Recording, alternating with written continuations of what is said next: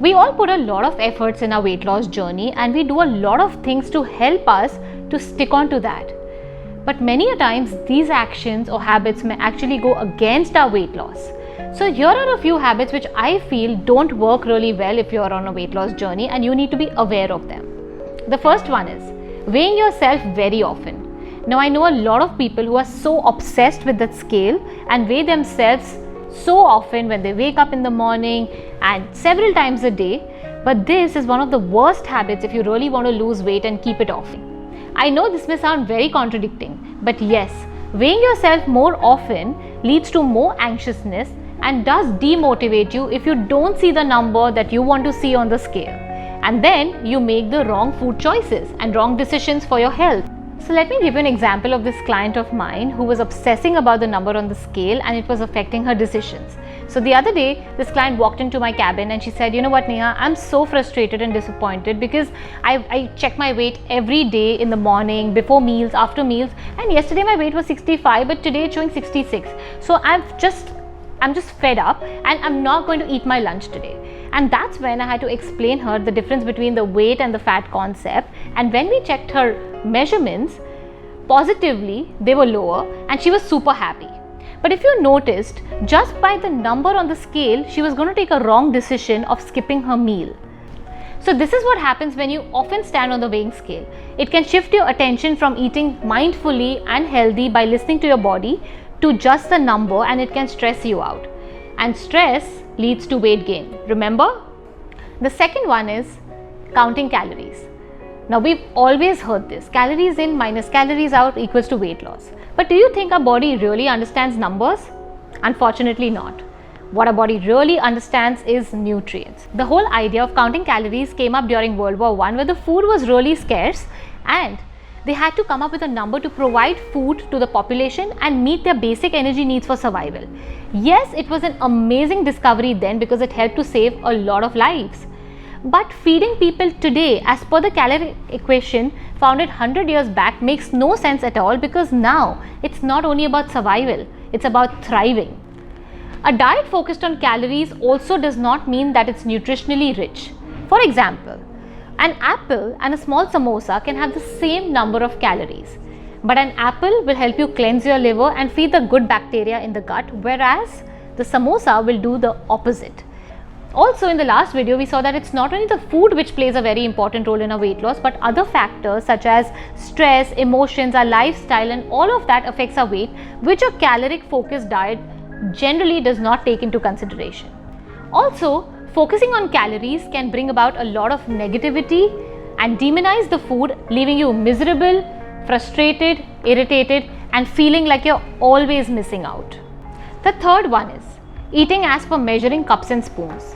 Now trust me, no one means no one on this earth can tell you how much food you need to eat apart from your own body and its own signs and signals.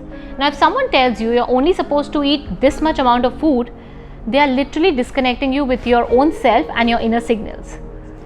If you eat as per cups and spoons, you may be under-eating or overeating, which may affect your weight loss process in the long run. I'm not saying that portion control is not important. In fact, portion awareness is one of the most important factors if you want to lose weight in a healthy way. But let that guidance come from within, from your own hunger signals, and not as per someone else's assumptions. And if you want to know how much to eat, just ask yourself how hungry I am on the scale of 1 to 10, and then figure out that number and eat accordingly. The fourth one is ditch the dieting mentality. So many people think that weight loss is all about skipping meals, starving, reducing the amount of food you eat, or restricting yourself. But in reality, weight loss is all about the choices you make in your day-to-day life. The minute you start starving or skipping your meals, your body quickly goes into the fat storing mode because it feels insecure. The cell's metabolism slows down and you pile up all the fat. And when you restrict yourself, you also crave for a lot of junk, heavy and fried foods to make up for all the satisfaction that you missed out on and to also meet your energy needs. So clearly, you got to ditch the dieting mentality if you want to lose weight and adopt healthy choices. The next is stop falling for fad diets. Now I know we live in a world of instant gratification and we all want instant results. But you haven't gained that weight overnight. So you cannot expect it to lose it overnight, and if you try to do that, you're definitely going to land yourself up in some big health trouble. Now the internet is full of these fad diets which give some amazing and tempting results, but they don't tell you that they're going to leave your liver, gut and kidneys completely damaged. And these diets are just diets. They are not the choices that you're making for your health in the long term. They are not sustainable because you clearly can't do them for life. Of course, when you're on the diet, you lose weight and you see results. But the minute you go off them, you start gaining all that weight back and even more, and start craving for all the foods that you have missed out on all this while you were on that restrictive diet. This entire gain and loss and gain can completely discourage you and make you feel like a failure, that you may not be able to ever achieve your weight goals. Frankly speaking, our body does not understand these drastic shifts and does not enjoy them. What it really likes is slow and gradual changes, giving it enough time to adapt to our new ways of eating and living and allowing it to do its bit. It's like me waking you up with a splash of water on your face or a sweet little cuddle. I'm sure you'd prefer the latter. Similarly, your body also wants the tender loving care, and trust me, it's just one body that you have in this lifetime and you're not going to get another one again. So don't play around with it with these drastic and damaging diets.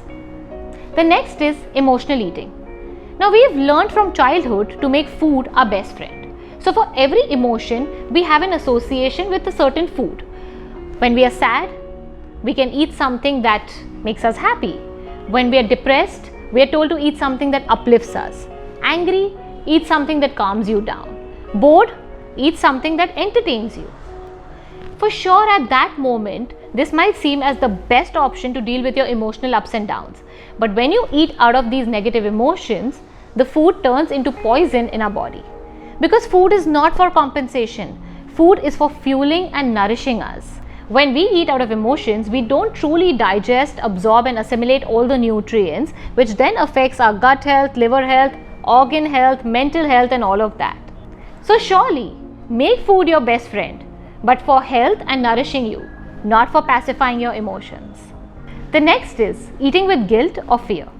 Now I know of so many people who live in this perpetual feeling of guilt for everything that they eat, and they're always fearful about the food in front of them because they feel even if they look at food, they will gain weight. But this whole idea of fear and guilt is very negative. It's a negative emotion which affects our body, adds to the stress, affects digestion and then eventually leads to more weight. But it's not their fault. We have always been taught to see food as good or bad. So when we eat something what we regard as good, we feel great about ourselves. And we eat something so-called bad, we feel horrible. But this black and white approach is what needs to change, and this does not work for weight loss. In real, life happens in the gray. It's about your habits and choices that will get you closer towards your wellness goal. None of us can be good all the time or eat the right food always. In fact, treating yourself sometimes to the food that you love and enjoy, not necessarily healthy, is a great way to get you back on track, but not with guilt. I always say, you can eat a bowl full of salad with guilt and still gain weight, or eat a nice unhealthy pastry also but without guilt, and you still won't gain that weight. So your mindset and your emotions play a very important role in your weight gain. The next one is comparing yourself to others. Now, we all do this knowingly or unknowingly. Like, she's on a diet and she's losing so much weight, and I'm dieting and exercising but I'm not even losing a single gram. Now, these kind of comparisons are the biggest reasons for demotivation. In fact, when you compare yourself to others, you feel that your efforts are not being rewarded, you lose hope, and you stop indulging in self-care activities that you need to.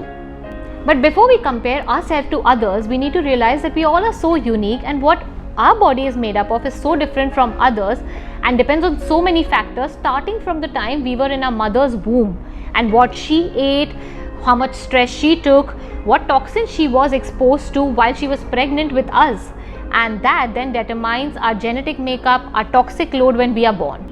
But before we compare ourselves to others, we need to realize that we all are so unique and what we are made up of is so different from others, and that depends on a lot of factors, starting from the time we were in our mother's womb, depends on what she ate, what kind of stress she took, What kind of toxins was she exposed to when she was pregnant with us? All this determines our toxic load and our genetic makeup when we are born. Also, other factors like our environment, background, lifestyle, food habits, all of this determines our success in our weight loss journey.